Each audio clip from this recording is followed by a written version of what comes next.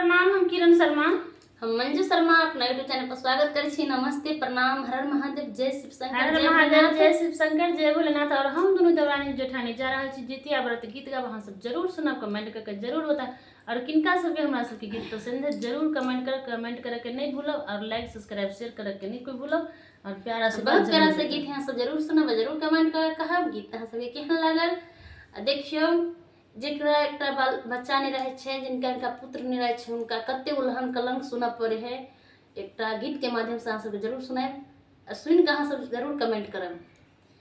सखी है कौने बरत हम करब पुत्र फल पाएब हे।